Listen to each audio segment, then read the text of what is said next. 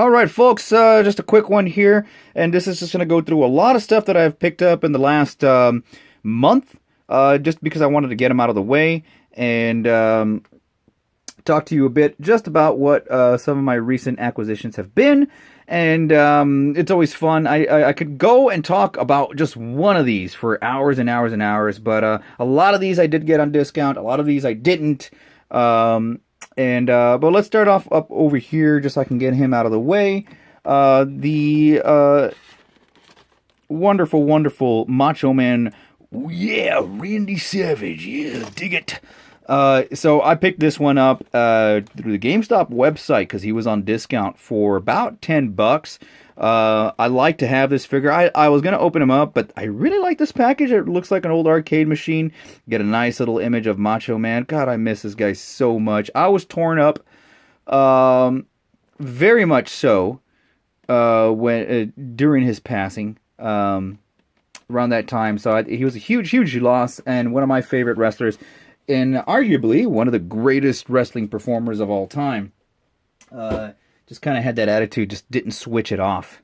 I'll put him back up here in a minute because I wanted to talk really quick about this Batman little statuette thing that I picked up at a discount store. And I got it for $2.99, was curious. $2.99 didn't seem to be a bad price. All the other figures don't look too great, but this Batman just had a particular little charm that I enjoyed. On the side here, you will notice a Spider Noir that I picked up. Not on discount. I actually had to fork out about $35 just so I can get that Marvel Legends piece to the Lizard. Not very proud of that, but hey, you win some, you lose some, right, folks? But that's just the name of the game with collecting. You know, if you wait too long, you may have to spend more money on some shit, and it pisses me off. This figure here, forgot what the name of the character was, but it's from the RID.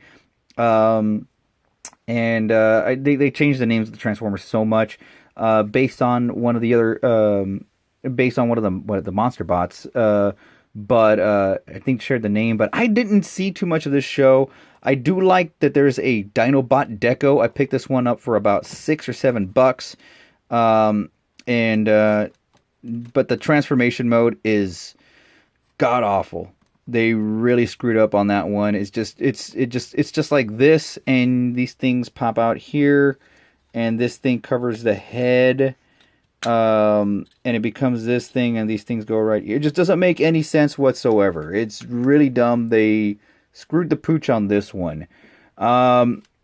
Picked this little guy up on eBay from the Buck Rogers line. I used to have this figure. I can't remember if it actually had a tail on it, but for $1, not too bad. Not too bad. I used to kind of mix them up with my Star Wars figures too, because to me they're all part of the same world. In the back, you'll notice the magnificent 6-inch Mecha Godzilla, not Mega Godzilla, as I've heard someone in a movie say once, and it really got me. It got my inner nerd rage activated. I was so pissed off. I was like, Jesus Christ, man, get it fucking right. But these are actually re-releases. These are Bandai figures. They're going to be hitting the shelves, if not... well, they've already hit the shelves. I have picked this one, but you'll be seeing them a lot more at your local Walmarts, whereas before you could only find them at Toys R Us and Target. I'm glad they're putting them out because I was never able to actually find the Mechagodzilla. And when I did find them, I just never felt like I had to buy it. 1954 Godzilla showcased in the back. I would like to get 1954 Godzilla. I don't know if Mothra is going to come out, and I don't know if they're going to re-release the giant ones. I'd like if they do because I wouldn't mind getting doubles for customs. Doink the Clown, you notice, with his little sexy leg accessory. It's good to have a Doink the Clown figure just because, well, hell, man, Doink the Clown was pretty badass, man. I liked Doink the Clown. I thought he was a really good character. I hate clowns, I'll just say that. But if there's a clown that I did like, it would be Doink, just because I thought he was pretty original. Pretty much, I want to say he offset the whole cartoon quality aspect of WWE by making it even more sillier. And they kind of thought, well, why not have a freaking clown in here?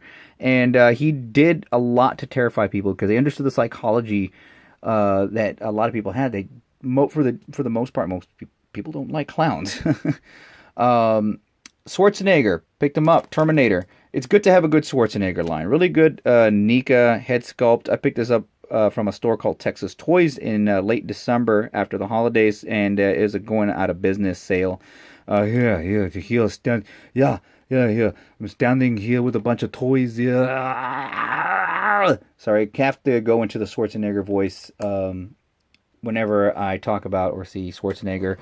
Princess Leia, notice in the back, got her on discount at Walmart. Probably one of the better Princess Leia figures, especially you never get a good Hoth Leia, but look at the head sculpt, the face on that. And I picked this up for, I think, $4. And which is a significant discount for the original 10, 12 they're asking for. And I am moving stuff around. Sorry, I apologize. While I'm doing that, I'm going to bust out Cyberverse Megatron that I picked up on discount as well. Has a little flail Morningstar thing going on here. Scene from the original cartoon. But this is based on the new web series Cyberverse. More aimed at kids. So are these toys. More aimed at kids that have gentle hands, because these seem to me to be breaking pretty damn easily. Stand up, you fool. Stand up, Megatron. We got a Faker figure over here that I actually got on discount as well. A lot of people aren't going crazy for Faker, apparently, because it confuses the nun collector or the casual toy buyer. But Skeletor flew off the shelves. Skeletor's had a resurgence in popularity due to annoying Facebook memes. Swerve, Outback, Outback, and Tailgate here. Also got them all on discount. People weren't going too crazy for the mini-bots, but they all picked up Bumblebee. I'm sensing a trend here. Boba Fett and Han Solo. Han Solo making, or rather...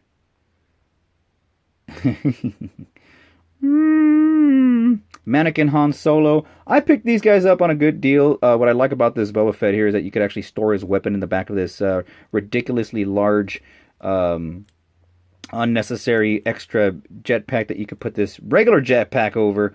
But it's pretty cool that they added that feature. He does have little flames that shoot out, but I don't know where they went. They're somewhere in the living room. Bots. This thing is a thing that turns into a thing. And not bad, but I like this guy because he looks like a damn little dinosaur. It's a little plant. Dinosaur. Fun, huh?